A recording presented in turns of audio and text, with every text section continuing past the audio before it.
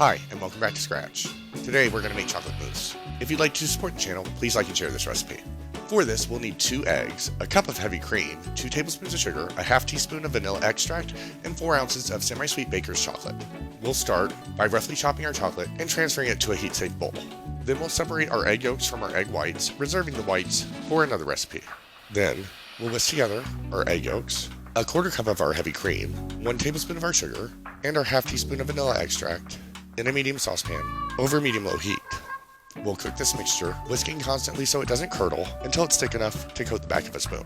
About 6 minutes. Then we'll pour our heated custard mixture over our chopped chocolate and whisk together until the chocolate is melted and fully incorporated.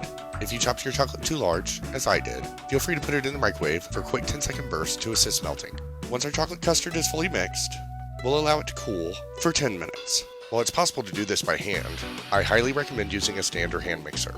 As the chocolate and custard cool, we'll mix together the remaining 3/4 cups of our heavy cream and tablespoon of sugar, and whip it at medium-high speed with the whisk attachment until stiff peaks form.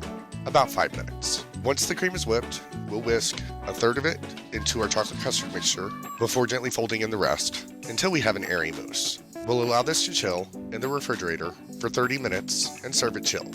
And remember, if you like the content, please subscribe.